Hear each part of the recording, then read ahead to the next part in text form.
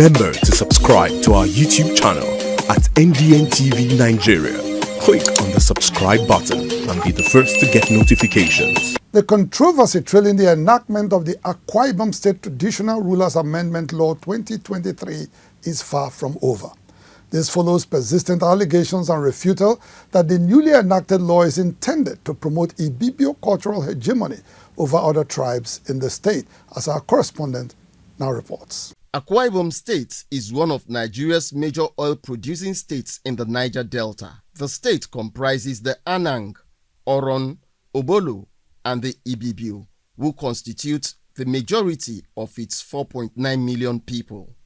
As part of efforts to rebrand its cultural identity in the Committee of States, the state recently enacted the Akwa Ibom State Traditional Rulers Amendment Law 2023 to alter the structure of its Traditional Rulers Council. The new legislation, which came into force on September 22, 2023, confers the status of President General of the Traditional Rulers Council on the Oku Ibom Ibibio for life. Since then, the new law has continued to breed discontent among Akwa Ibom's smaller ethnic groups who feel marginalized by the new leadership structure in the state's Traditional Rulers Council. Uyo-based lawyer Asuka Sekenim is worried that the new piece of legislation is a deliberate attempt to promote Ibibio cultural hegemony over other ethnic groups in the state. He's only favoring only one tribe, which is the Ibibio, that will be a lifetime president in perpetuity. So we are not saying that they should not establish such council or make one headship, but it should be rotational. However, James Edet, president of Mboho Mparawa Ibibio, a pan-Ibibio sociocultural organization, argues that the law only recognizes the Ibibio monarch as first among equals in the State Council of Traditional Rulers. For this reason, the alleged marginalization of other ethnic groups is without basis, Edet insists. The Okibo, being the President General, is there. And then the chairmanship also is the one that rotates along all the, not just ethnic nationalities, but all the local government areas of this state. When we talk of people marginalizing others, that is not. Since the dawn of civilization, laws have existed to protect fundamental human rights and promote social stability and not anarchy. According to Barrister Victor Nyanam, a senior advocate of Nigeria who once served as Attorney General of Akwa Ibom State, the state's Traditional Rulers Amendment Law was enacted in line with the principle of majority rule and should be seen, therefore, to be just and fair to all. If we are talking about democracy, democracy is supposed to be about the majority. So you want a time when the Ibibios will become a minority, and Akwa Ibom say in the name of rotation. I don't believe that too.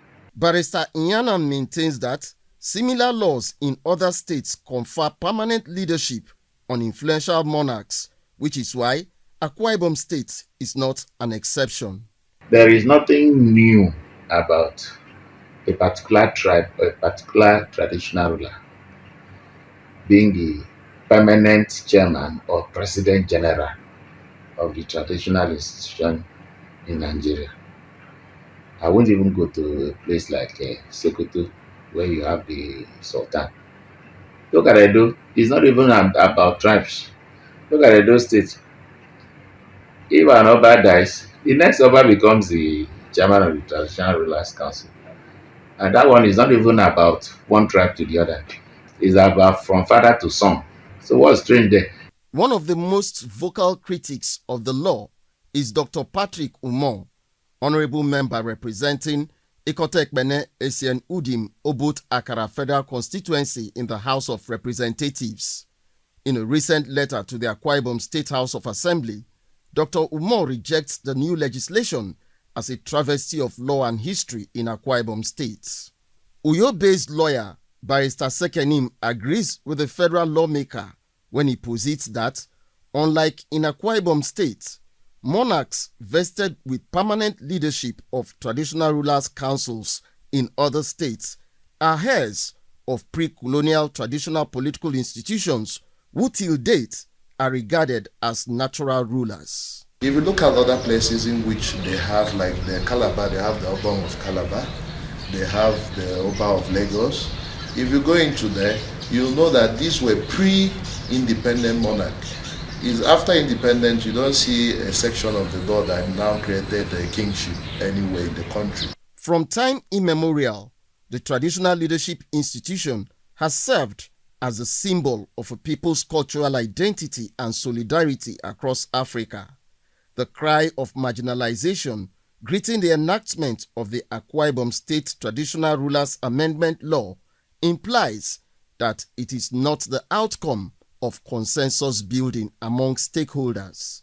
However, the state has the obligation to quickly find common ground for all in the controversy trailing the enactment of a new law in a state that prides itself as the promised land.